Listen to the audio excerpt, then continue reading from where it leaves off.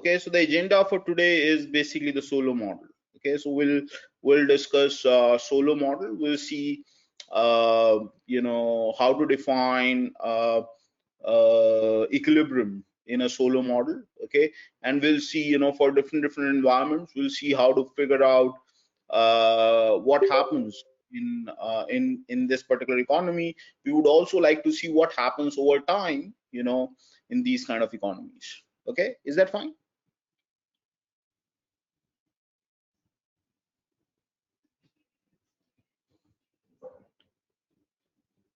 Okay, okay, okay. So let's talk about Solow model now. Okay, so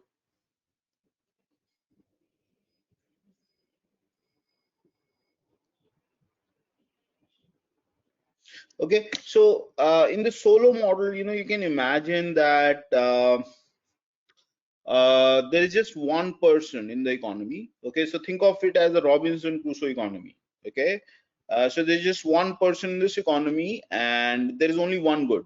Okay, one person, one good economy. So simplest model that you can think of. Okay, one person, one good economy. Okay, and so one person,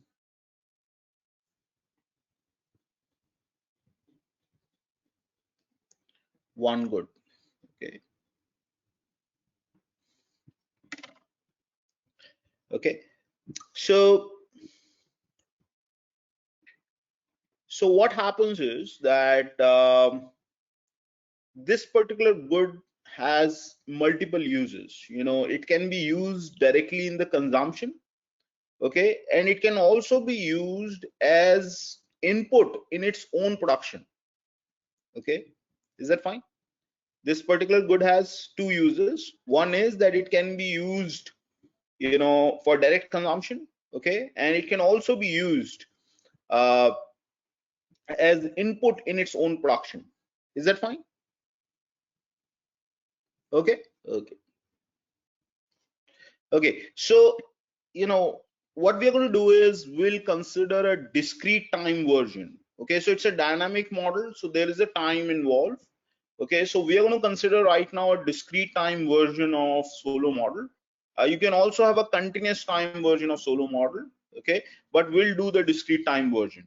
Okay, so discrete time version is basically, you can imagine that there are time periods: time 0, time 1, time 2, time 3, time 4, and so on and so forth.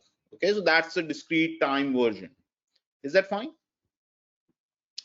So you can imagine that this guy Robinson Crusoe is born with some endowment of this particular good. Okay, so there's some endowment of this particular good, and I'm going to call this endowment K0. Okay, so K0, you can also call that capital if you wish, but that's basically the endowment of this particular individual at time 0. Is that fine? So at the beginning of time 0, this is the amount of capital, or this is the amount of good that he has of this particular, the only good in this economy. Is that clear? Have you all understood this? Okay. Now, so this is basically at the beginning of time, time 0. This is the amount that he has. Okay. Basically at time 0, this is the amount of good that he has. And then what he's going to do is with, he also has some labor. Okay. Labor time. Okay. So basically, there are, so when you're going to use this particular good to produce itself, okay, then not only this good is required, but also some amount of labor is required. Okay, so there is a technology which can convert the labor and capital into this particular good. Is that okay? Fine. So if you put this much amount of good as capital, this much amount of labor, okay, L amount of labor, K units of capital, then the amount of output will be Y. Is that clear to everyone?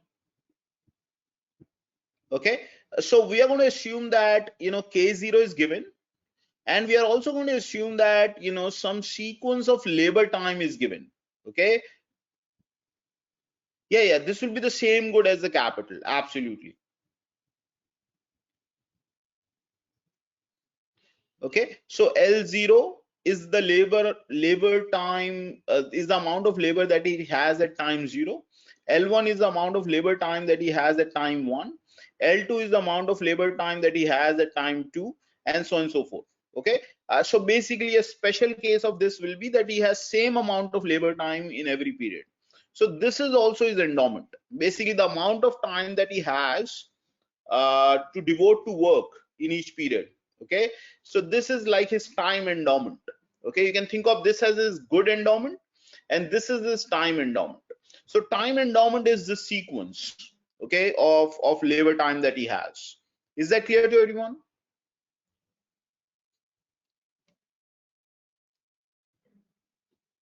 Okay, so I'm just trying to describe the model first. Okay, first the model should be clear, and then we can talk about other things. Okay, is that fine? So this is given to us, this is given to us. Okay, what else is given to us? Basically, so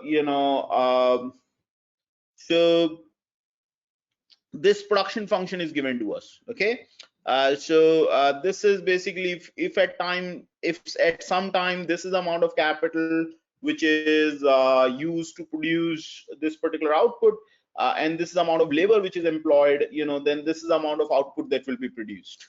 Okay, so this is a technology which converts labor and capital into output. Okay, is that fine? Okay, now when you're going to use the capital to produce the same good, okay, not all of capital gets destroyed in the process. Okay, or you can say not all of the capital gets used up in the process. Some amount of capital left, you know uh, some amount of capital still remains. Okay, so we are going to call that depreciation. So the depreciation is basically the amount of capital that gets used up in the process. The amount of capital that is left, will depend on how much capital gets depreciated. Is that okay? So delta is the depreciation rate. Okay, rate of depreciation.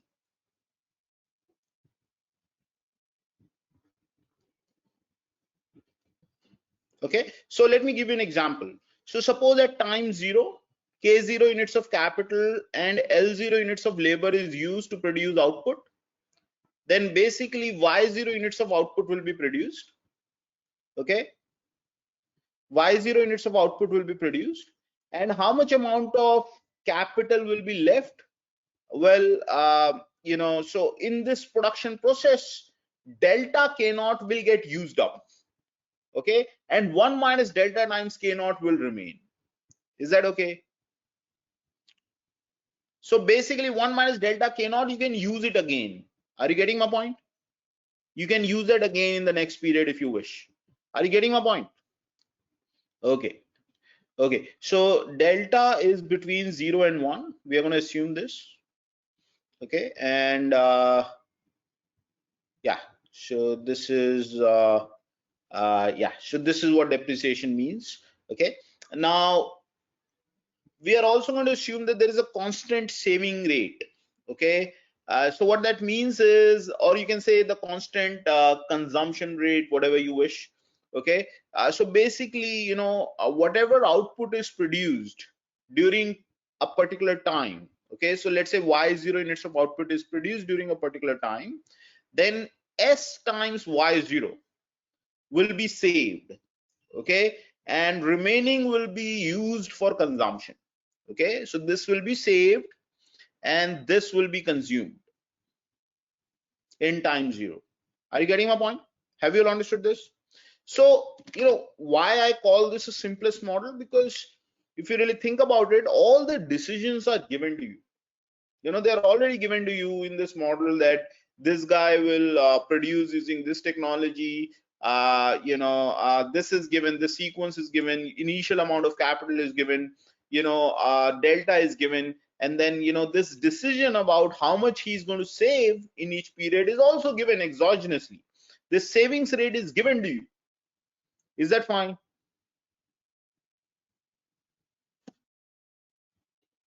Is that fine? Understood?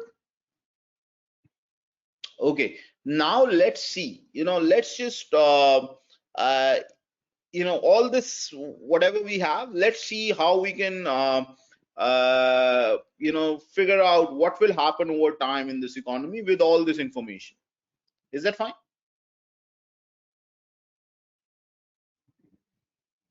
Okay. Okay, so let me just draw a table. I think that's going to be uh, a nice way to approach it.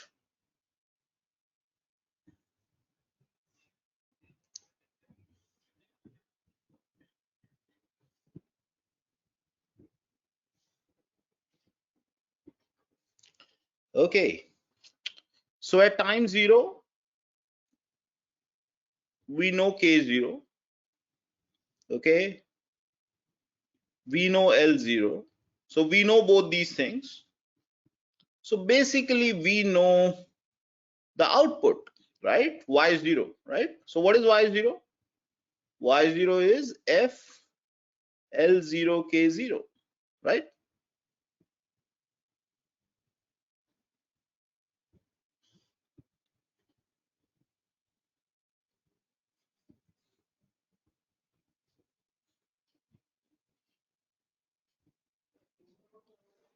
Is that okay? Fine. Because we also know this function, right?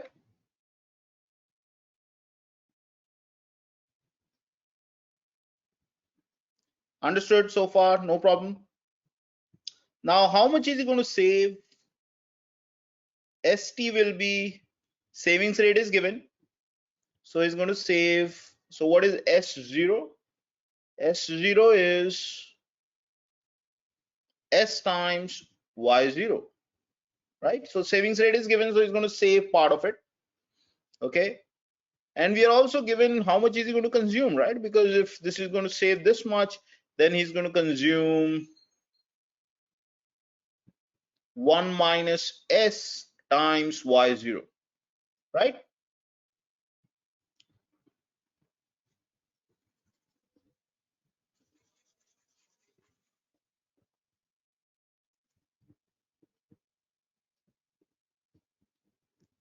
Okay. So what else do we want to know? Well, we know the production, we know the saving, we know the consumption. So let's go to the next line. Okay. So what do you think will be K1? K1 will be his, whatever is left of the good in the next period. Okay, because that's going to be his new endowment for the new time, right? Yes or no? So what do you think will be left over, of the good for the next period? Well, he used K0 units of capital in the previous period, out of which delta times K naught, is something that he cannot recover. Okay, so whatever remains of the capital from the previous period is 1 minus delta K naught. Plus, he also added some savings, right? So whatever he produced, out of that he saved this much, so it will be SY0, right? So that's going to be your K1. Do you agree?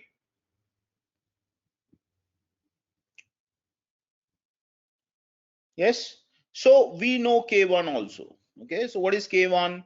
K1 is exactly this expression. Okay. And so once we have K1, we know L1 as well, because L1 is, I told you, it's a sequence which is given to you. Okay. So we know Y1 as well, because we know the production function. The technology isn't changing, it's the same technology that we are using. So we know the next period's production as well. Okay, so we know the savings rate. Well, then we know the next period's saving as well. Okay, and we also know the next period's consumption. Is that fine? Have you all understood this? Okay, so I mean, that is why I said it's the simplest model. Okay, I mean, if you really think about it, you know everything. Okay, K0, K1, K2. K2 is what? K2 will be whatever is left of the capital from the previous period plus your fresh savings from the previous period, and then L2 is given to you. So y2 is FL2K2, and then so on and so forth. Okay, so you can just basically you can just write more generally what these sequences are, okay, in terms of what is given to you. Okay, so basically kt is equal to 1 minus delta kt minus 1 plus s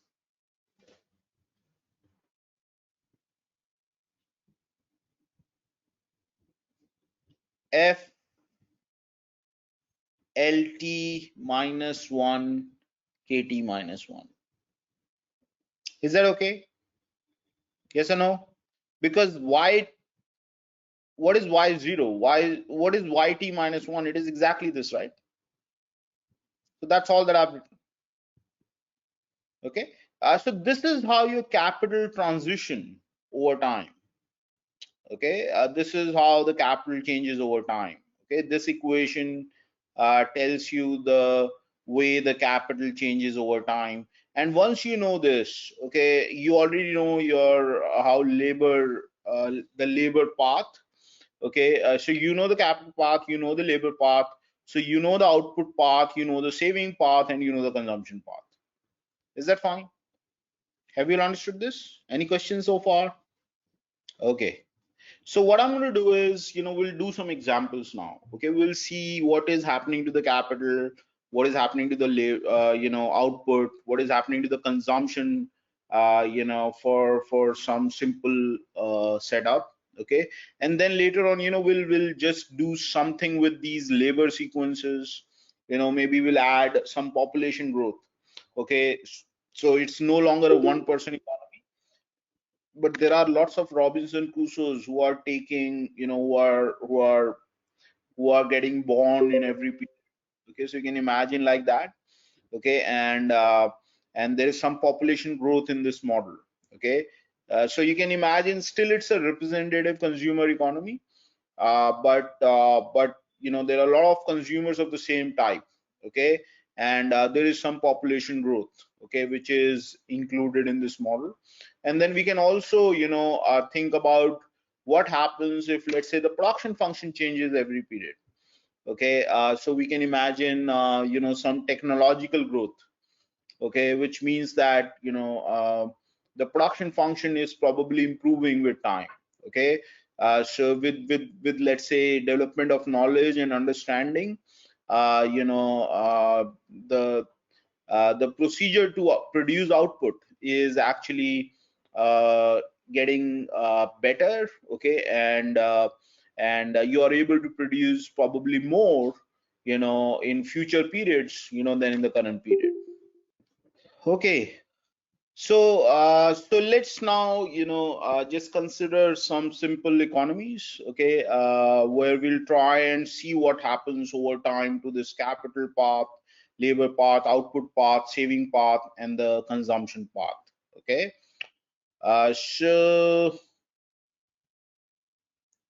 so let us consider this environment. Okay, so very simple environment. Okay, where we have let's say Cobb Douglas technology. Okay, so FLK is L half K half. And again, let's assume Robinson Crusoe and he has just 1 unit of time in every period. Okay, so L0 equals L1 equals L2 and so on and so forth equals 1. Okay, so let's just see what happens in an economy like this. And let's say the savings rate is exogenously given, it is okay, and depreciation rate is also exogenously given, it is delta. Okay, fine.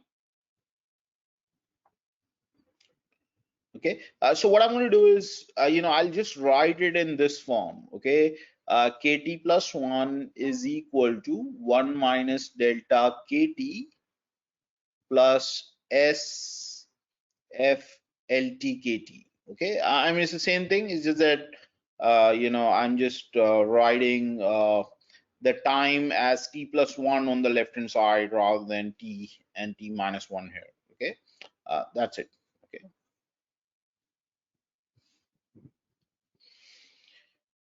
Okay, so let's see what happens in this scenario. Okay, so you start with some amount of capital k naught. Okay, so time 0, you start with k naught. Okay, and then you start with L naught. L naught is 1. Okay, fine.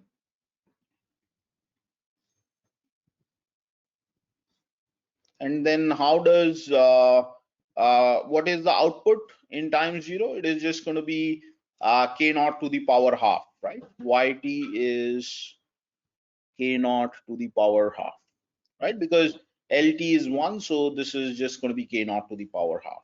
Okay, and then you save part of it and consume part of it. Okay,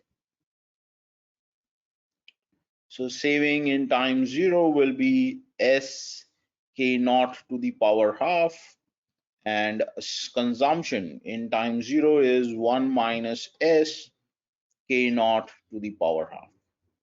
Okay, is that fine? Okay, so likewise we can just continue. Okay, so I'm just going to write the capital transition equation. Okay, so kt plus 1 is equal to 1 minus delta kt plus s, and what is this? Anybody? What should I write here? Kt to the power half. That's right. Okay, great. Is that fine? Okay, so this is how the capital transition over time. So we would like to basically see what happens to this economy in the long run.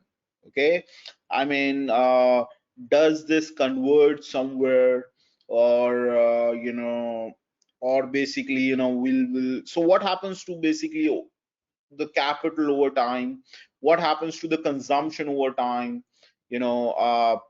so basically why is this convergence important? Because we would like to see where we are heading. Okay, so obviously all these are macroeconomic issues. We would like to know is our economy stable or not? Is the economy heading towards some improvement in welfare or not, or it is just at least in this kind of scenario where there is no technological growth, there is no population growth, at least we can hope for the minimum that we can hope for is steady level of consumption over time. Okay, and we would also like to do some comparative statics, in the sense that what if, let's say, consumers raise their savings rate? What if let's say the depreciation rate can be reduced by producing the stuff a little bit more efficiently? Okay, so we would like to analyze all those things in this particular model. Okay, is that fine? And note that it's a very simple model, and the answer to these questions is not at all obvious. Okay, but that makes the model so beautiful, that it's simple, and yet you are able to answer these really interesting questions through this very simple setup. Okay, so let's do that. Okay, so the first thing that we would like to know is basically what is this path, capital path? What is going on with this capital path? Because if we can figure out what is going on with this capital path, rest of it we can easily figure it out, because because yt is dependent on kt, st is dependent on kt, ct is dependent on kt. So basically if we know what happens to this kt, we know everything. Is that fine?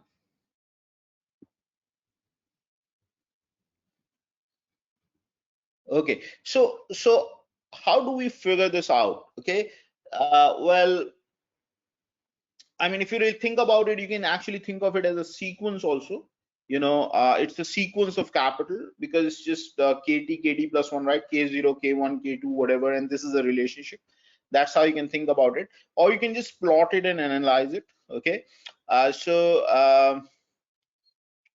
So let's plot it. Okay, let's just plot it. Okay, and let's see what happens. Okay,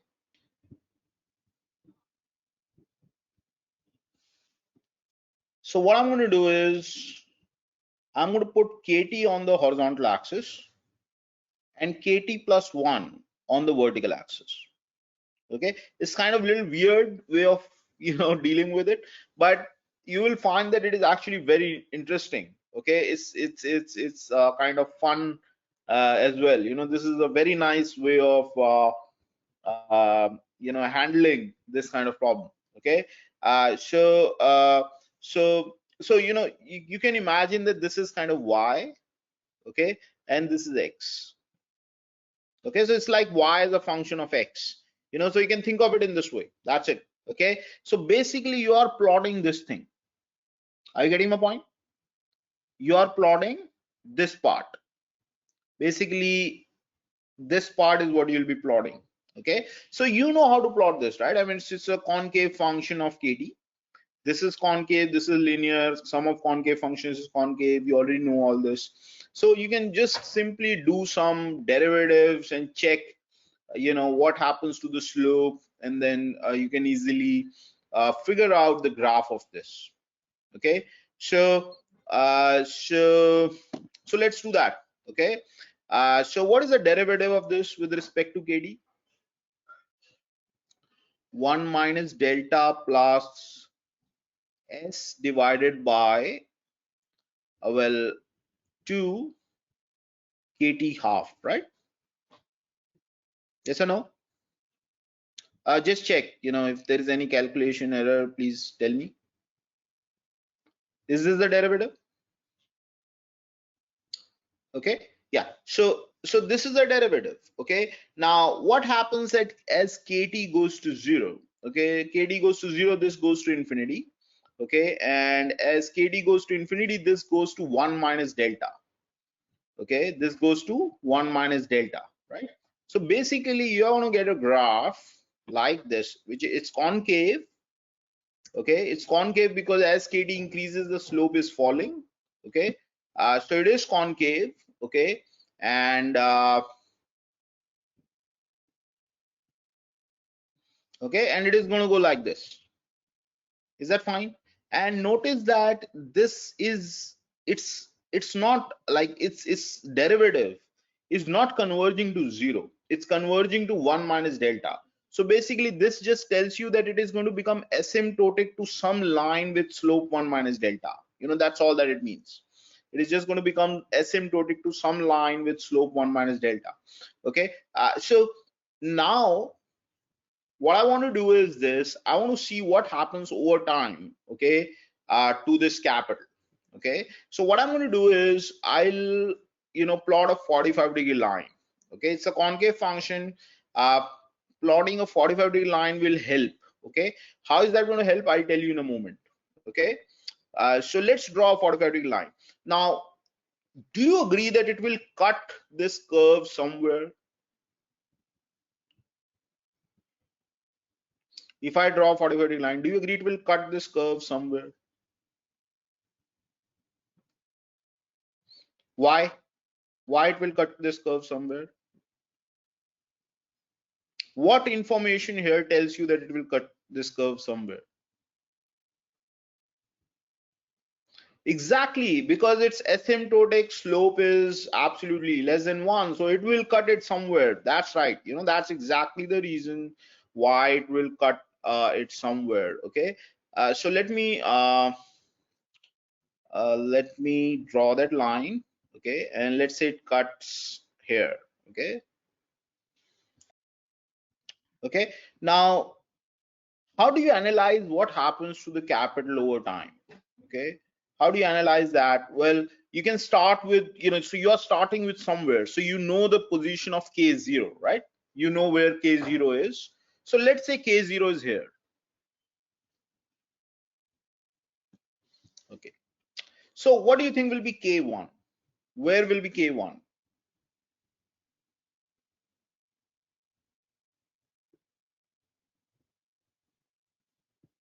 Do you agree this will be k1? Let me use a different color.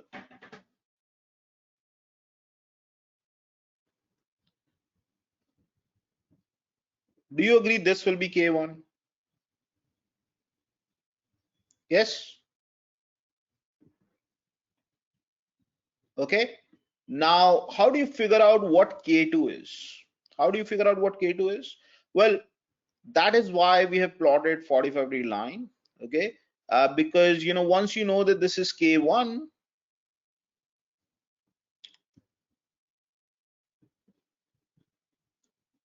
okay, then you can actually use the 45-degree line to figure out where is K1 on the horizontal axis,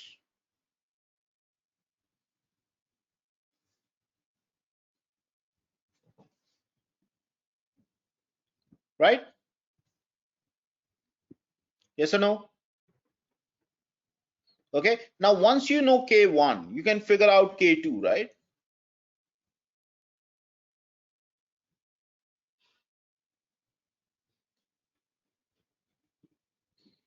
Okay. And then again, you can go back to the 45-degree line, come back here, you'll get K2, and then go up K3, and then so on and so forth. So basically, you're going to get something like this.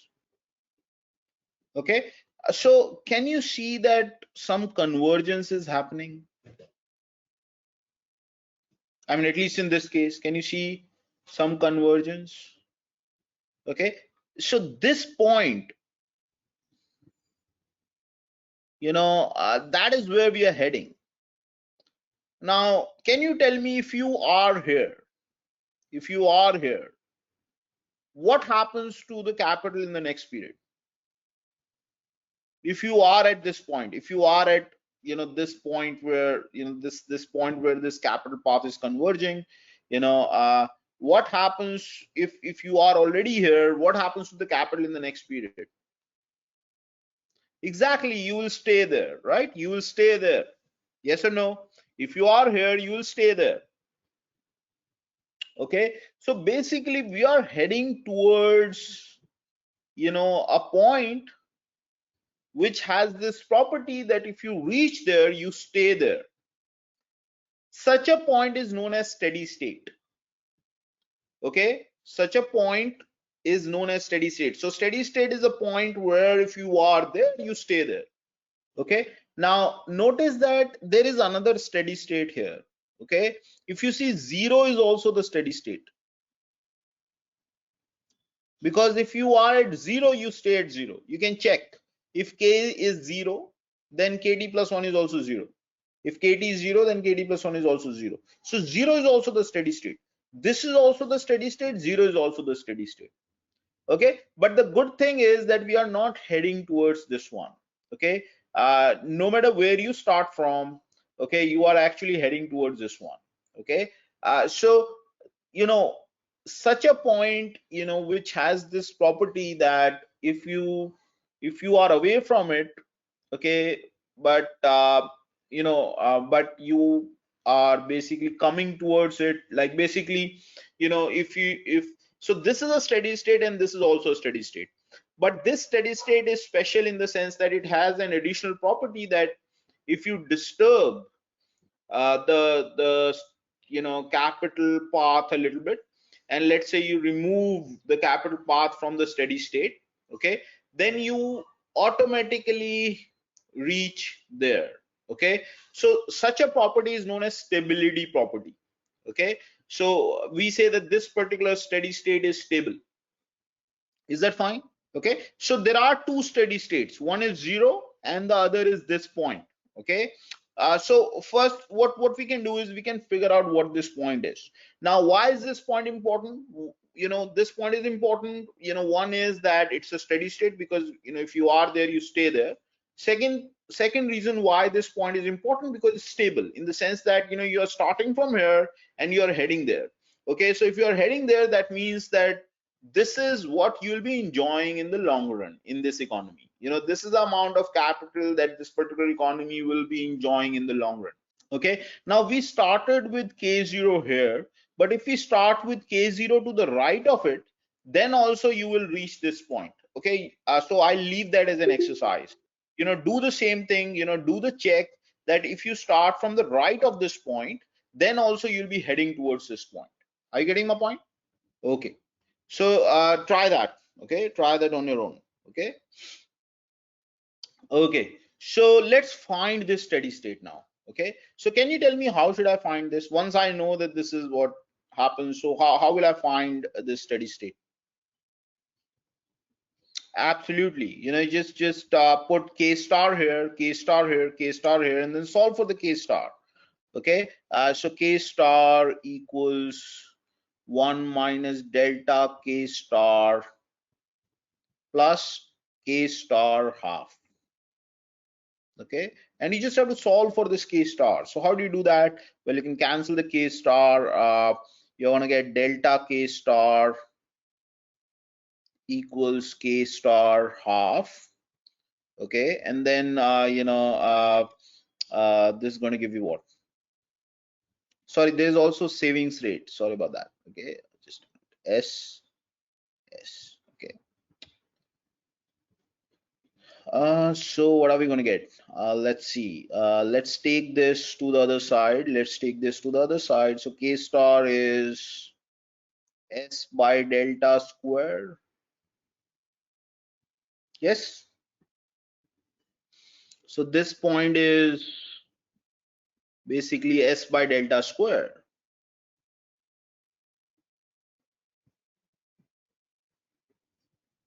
Okay, and you can see that how does this point depend on s and delta. Okay, so obviously, if you just change s, okay, then the curve will shift.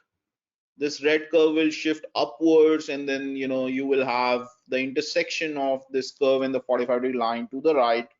Okay, and if you change delta, depending on whether you want to increase delta or decrease delta, the curve will shift accordingly. Okay, and you can see how the k star is affected by savings rate and the delta depreciation rate. Okay, is that fine? Okay, now we can also figure out what is the steady state level of savings, okay, in this economy. Okay, so we had two steady states, but as I've told you, this is the one which is more interesting because first of all, this is not stable. Okay, and secondly,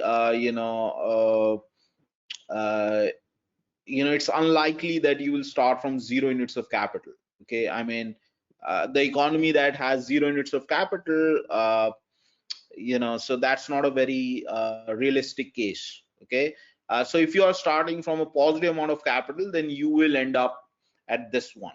Okay, so this is something that we can ignore. So if I'm going to use the word steady state, so this is what I'll be referring to. Okay, so S star is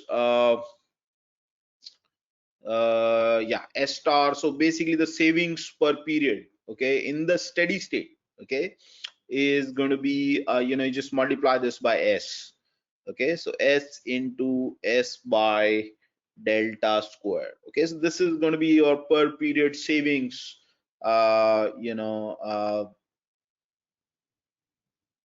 Is it? No, sorry. S into S by delta. So this is K star, so it has to be to the power half also, right? Okay.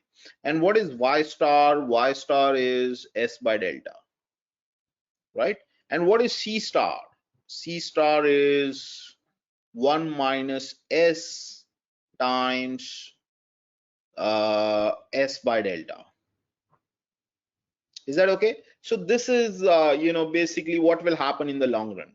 Okay, this is basically the long run income per period. This is the long run consumption per period. This is the long run savings per period, and this is basically the long run amount of capital that will stay in every period.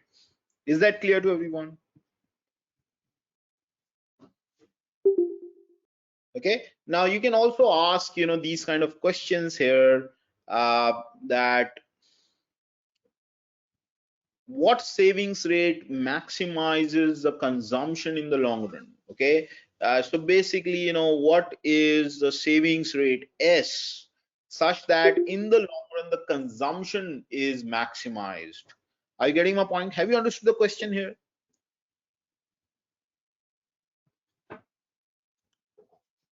Yes.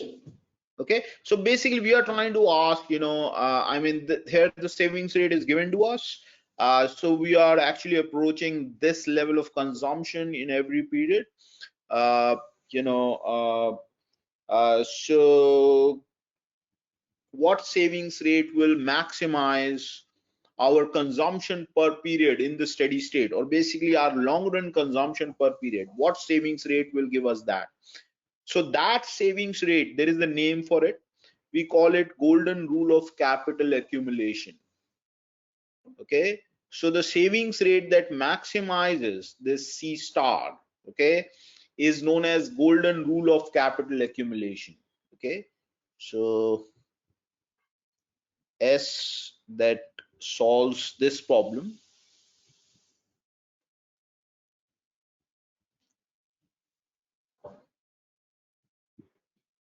okay, is known as golden rule of capital accumulation.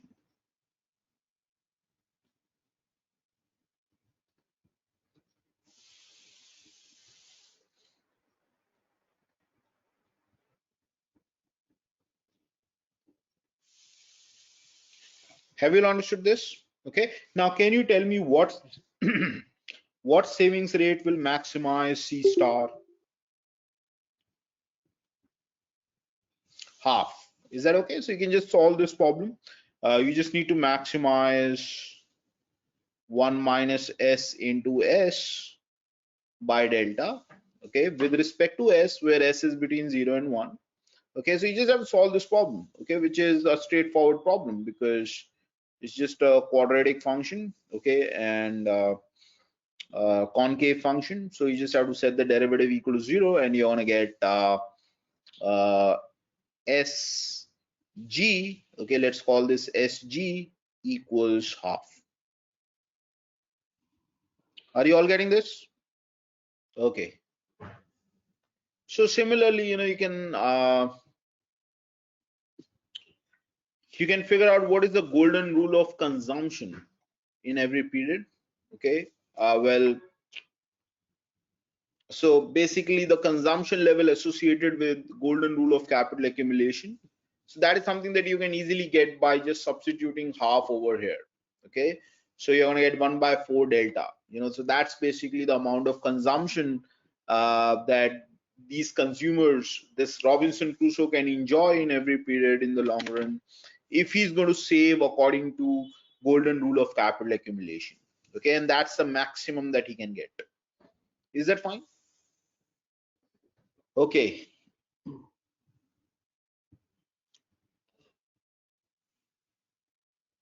Okay, so now from here, we can actually deal with different production functions if you wish. We can have, instead of production function Cobb Douglas, we can think about maybe a perfect complements case or a perfect substitutes case. We can do that way, we can go that way. And if you think that you can handle those yourself, then what I can do is I can, introduce population growth, and then I can introduce technological growth. So we'll do all these cases, but let's say if you can handle different production functions now yourself, then I can move on to uh, population growth and technological growth models. But if you want to do one more example where we have a different production function and a same setting, simple setting, where there is no population growth, and we are given a production function, then we can do one more example of that. So what do you want? Okay.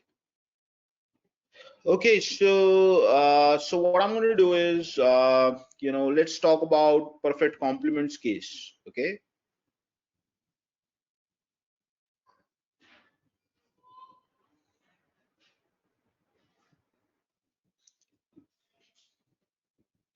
So I'll be quick in this one. Okay, it's just simple, straightforward.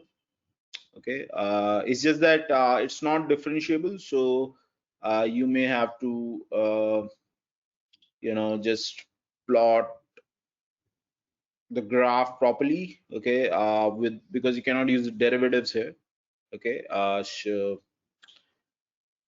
so you start with K naught. Okay, positive.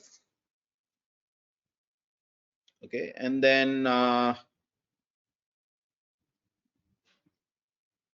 let's say labor is again 1 in every period. Okay, so L0 equals L1 equals L2 equals 1. Okay, and the production function is YT equals min of LTKT. Okay, so just a simple problem. Okay, so all that you have to do is just have to write the transition equation. Okay, so I'm not going to draw the table again, it's just straightforward. Okay, so just have to write this. Okay, KT plus 1 is equal to the leftover capital from the previous period plus the new capital. So you can also call that investment if you wish. Whatever is the new capital, that savings, that becomes investment. Okay, so S min of 1 comma KT. Okay, because LT is 1, right? Okay, so that's it. I mean, and this is all that you have to plot, and it's again straightforward. If you just write it, this is actually 1 minus delta KT plus S if 1 is less than or equal to KT. Okay, and it is 1 minus delta KT plus SKT. So 1 minus delta plus S KT if 1 is greater than KT. Okay, so that's how you can write it. Yes or no? Okay. Now, so if you see, there are two cases. One is when KT is less than 1, then you plot this line. If KT is greater than or equal to 1, then you plot this line. So basically, it's piecewise linear. Okay. So all that you have to do is just have to draw two lines. One for KT less than 1 and the other for KT greater than 1. Okay. So let's just quickly do that. So again, I'm going to draw a 45-degree line. Okay. Now let me consider a situation where S is greater than delta. Okay, so this is a case when S is greater than delta. Okay, so obviously for cases where S is less than delta, you are not saving enough to even cover the depreciation. So obviously your capital will go away over time. Okay, and your steady state will be 0 in that case. If you want, you can just analyze that yourself in picture. Okay, so you do that as an exercise. I will do this case, S greater than delta. Okay, so there are two more cases. One is S is equal to delta and the other is S less than delta. So you analyze those cases yourself using the graph. Can you do that? Yes.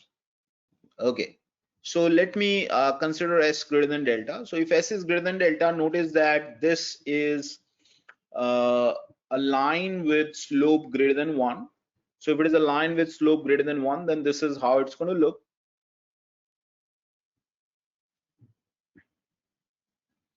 Okay, and this is till 1. Okay, and beyond 1, it is going to be a line of slope 1 minus delta. And since it is a line of slope 1 minus delta, which is less than 1, it will intersect the 45-degree line somewhere.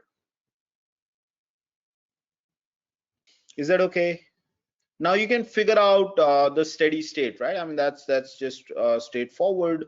uh, so just that the intersection happens on this part. So all that you have to do is just set this equal to this, and just replace KT plus 1 and KT by K star. Okay, so you're gonna get K star equals 1 minus delta K star plus S. Okay, and you're gonna get what? K star equals so delta K star equals S by delta. Is that fine? So this is S by delta.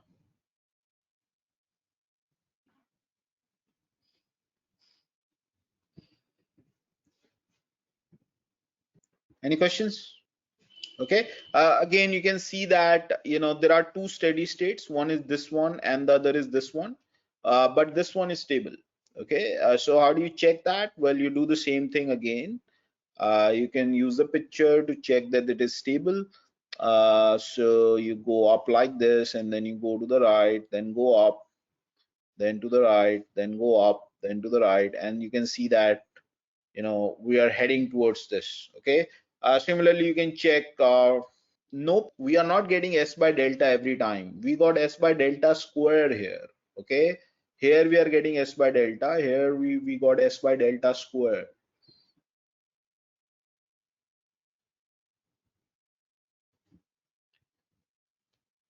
Okay, and don't generalize these things. Okay, I mean it will take you 5 minutes to solve it. I mean, why do you want to generalize these ideas? Okay, they depend on the production function. Okay, and no matter what production function is given, here I've just given you LTKT.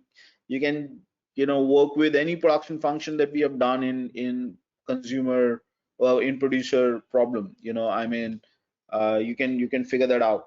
Okay, so what will be the steady state? Okay, you can also check out, here we are dealing with constant returns to scale technology. You can also check out what happens if there is increasing returns to scale technology or decreasing returns to scale technology. I mean, you can do all of it. Okay, I mean it's just straightforward. Is that fine? Okay. Okay, so once you have this, again, we can ask this question that what is the golden rule of capital accumulation? So here, you just have to again do the same thing. You have to first figure out.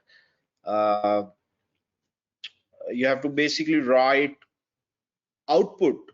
You know, the steady state output, the steady state capital is a function of savings rate. Okay, and then you have to maximize the steady state consumption. Okay, now for that you'll be also needing the other two cases, which I told you to do as an exercise, because this is the steady state for the case S greater than delta.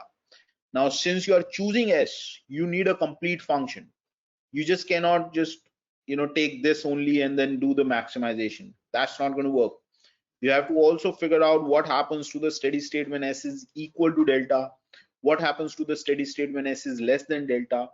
So once you have that functional form, where you have as a function of savings rate different steady states. Okay, and then you can just plug that into the production function and figure out is uh, what is the steady state level of output as a function of savings rate, and then you can just multiply it by 1 minus S, and then figure out what level of steady state maximizes the consumption per period. Okay, so can you do that? Okay, okay. So please just don't do the maximization with this alone. Okay, because this is important, that this is the case when S is greater than delta. Is that fine? You have to do the other two cases. Okay, S less than delta and S equal to delta. So these two cases also you figure that out, and then do the maximization problem and then figure it out. Is that fine? Okay. Okay, so there is one more thing that I want to tell you here. This is, the way we have analyzed this situation right now is kind of, you can call this solving the problem in a centralized fashion. Okay, so what is centralized fashion? Basically, you're not really considering any markets here. Okay, you are just solving it without basically thinking about what will the market outcome, and firms are not taking the decision individually. It's basically so if the firms are going to take, let's say, a decision like this, that I'll be choosing how much amount of labor to hire, how much amount of capital to hire in every period by maximizing profit, okay, then that's basically how you make this decision decentralized. Okay, or basically, what I want to tell you here is this: we can also discuss what is competitive equilibrium, okay, and what is competitive equilibrium in the steady state.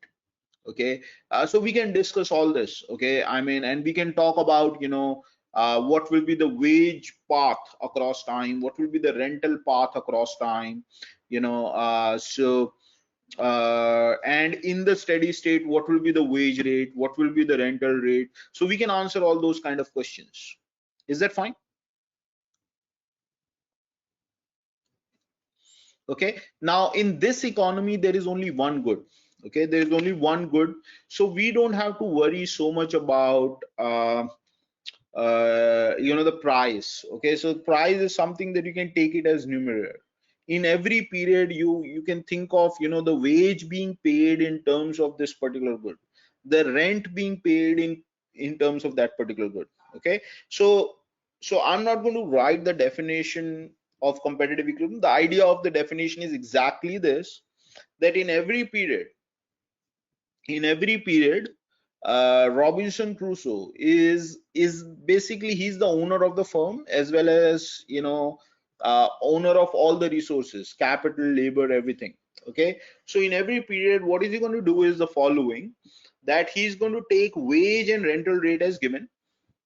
Okay, and he's just going to supply everything, because if you see, his decisions are exogenously given, so we don't have to worry about how is he going to take those decisions, because his decisions are exogenously given to us, that he's going to save part of his income. So his income source will be what? His income source will be wage and the rent that he's going to receive from the firm. Okay, Robinson Crusoe as a firm will take two decisions: one is how much amount of labor to hire, and how much amount of capital to hire given the wage and rental rate in that period. Is that fine?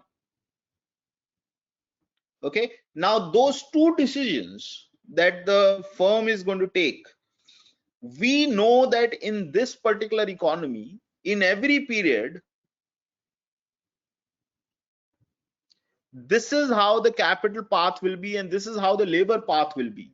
So all that we need to do is we just need to find wage and rental rate such that the demand for capital will be exactly this path, and the demand for labor will be exactly this path, because this is the amount of labor that will be supplied in every period, and this is the amount of capital that will be supplied in every period. So all that I have to do is, if you want to find competitive equilibrium, you just have to figure out what will be the wage and the rental rate in every period, so that this particular path that you have seen is exactly what is the demand for labor and capital by the firm in each period. Is that clear? So all that you have to do is you just have to find the supporting prices of labor and capital in each period, so that you get uh, you know uh, uh, exactly the same amount of labor that is demanded and is supplied. Okay, because that's what will be supplied, right, by Robinson Crusoe. So we want demand equal to supply in both the markets, both the labor and the capital market. So we want that to happen. For that to happen, we want the wage and rental rate to be such that whatever those labor path is there, whatever that capital path is there, that's exactly what is demanded by the firm. Okay, so we just have to find the supporting wage and rental rates. That's it. Are you getting my point? Have you understood this?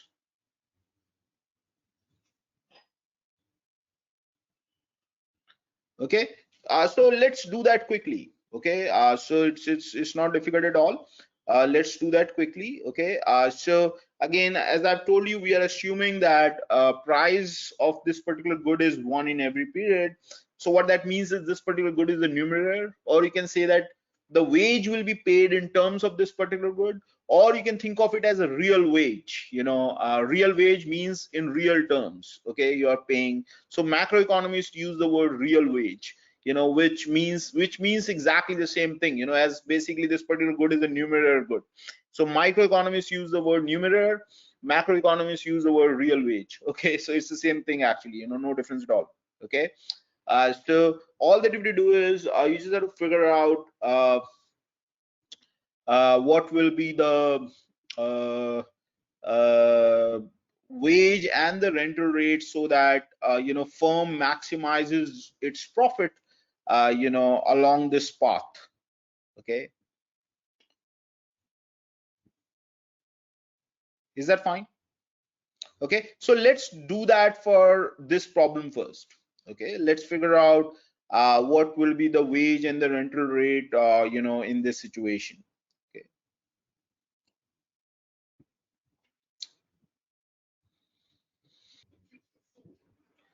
okay, so notice that in every period firm will be solving this problem, profit maximization problem, which is basically maximized with respect to LTKT. So these are demand for labor and capital. Is that clear? Okay, and what is the production function? LT half KT half, okay, minus WT LT minus RT KT. Okay, so firm will be solving this problem. Okay, so it's up to you. If you want to solve it in 2 steps, you can solve it in 2 steps, or you can just solve it directly. Okay, whatever way you wish. Lots of ways now, so you can just handle this problem. It's a 2 variable optimization problem. You can do this very simply. Okay, so notice that it's a nice concave function. Okay, so it will satisfy those nice properties that its partial derivative will be, you just have to set the partial derivative equal to 0, and you'll get the condition for optimality. Okay, so let's just do that. Okay, so what are we going to do? What are we going to get if you're going to solve this problem? Well, half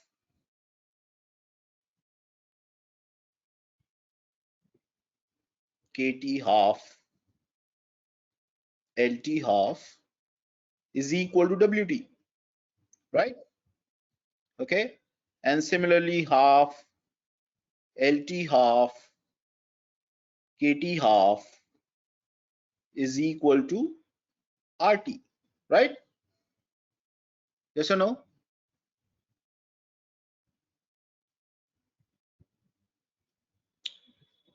Output, the price of the output is 1.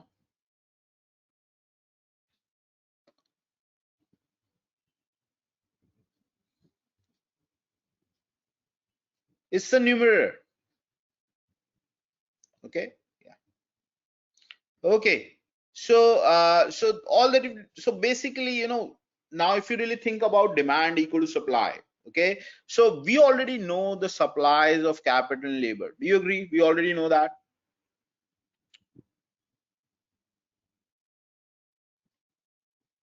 Starting from period 0, we know that this is the amount of capital supplied, this is the amount of the labor supplied. So how will you get W0 R0? How do you get W0 R0? Well, you will get W0 R0 just, if you want capital supply to equal capital demand, labor supply to equal labor demand, all that you have to do is just put okay, so yes, they are the same, but the thing is that you are not really, so there is a connection between RT and 1 also. Okay, but the key thing here is this, that uh, you are not really using the entire capital in the production, and it is not 1:1 ratio that if you use 1 unit of capital, then you're going to get 1 unit of output. Are you getting my point? So there is some rental rate associated with it. Okay, so let's see. Okay, and by the way, after the period is over, you will get back your capital. I agree it will be depreciated by delta, but you do get back your capital. Whatever the depreciated capital is, you do get back. Okay, so it's not that the entire capital is getting used up here. Okay, so this is a price, the rental rate at which you lend your capital to the firm, and then after the period is over, you get back the rent as well as, you know, whatever the remaining capital is. Are you getting my point? Okay. Okay, so now you just have to solve this. Okay. Well, it's actually already solved, because if you see, you know, start with period 0, you already know K0, you know L0. So since you know K0, you know L0, you know W0 and you know R0, right? You know W0 and you know R0. So once you know this, and then you know K1 and L1, so you also know W1 and R1. Basically, this is a relationship between wage and the capital labor. Okay, similarly, this is a relationship between rental rate and the capital labor. Is that clear to everyone?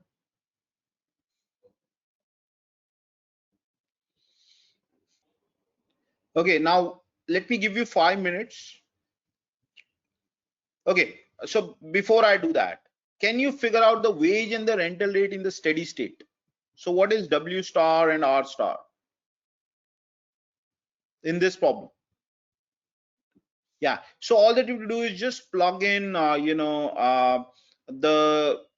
L is 1, okay, and then K star is S by delta square. So just plug in S by delta square over here, okay, and you're gonna get S by 2 delta. So that's the wage, okay, and so delta by 2S, or so just a minute, S by delta. So yeah, delta by 2S, right? Yeah. So delta by 2S is the rental rate. Is that fine? Okay, in the steady state. Is that clear to everyone? Okay. Now, can you tell me what about the wage and the rental rate in the steady state in this problem? Consider S greater than delta. Just be careful. Okay. Okay. So have you got it? So give me wage and rental rate in the steady state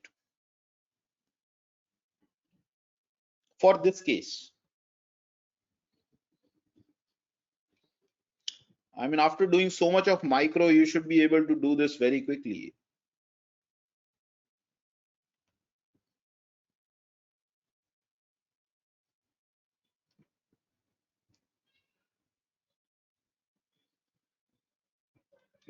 You want to maximize this. Okay. So obviously, you know, I mean, if you just, this is just, CRS technology, and, the marginal cost of production is W plus R, you know this. Okay. So obviously, you know, if you have W plus R greater than 1, then you would like to supply 0 units, you know, which is obviously not market clearing. You know, here you are not producing 0 units in every period. Okay. So if W plus R is less than 1, then you would like to, sorry, if W plus R is less than 1, you would like to supply infinite. Again, that's not possible, with this point. Okay. So W plus R must be 1. You know, that's the first thing that you can easily get from here.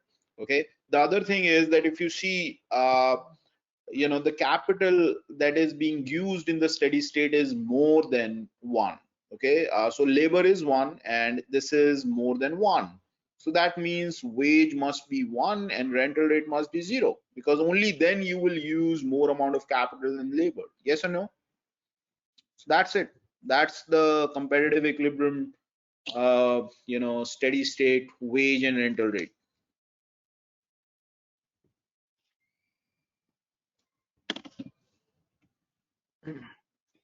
Is that clear? Okay. Okay, so now let's talk about, other aspects, what happens. So this was actually a very simple model. Okay, now we are going to introduce, some interesting aspects, which happens in reality. There is population growth in reality, there's technological growth in reality. So how to actually understand steady state in those situations. So we'll do that now. Okay.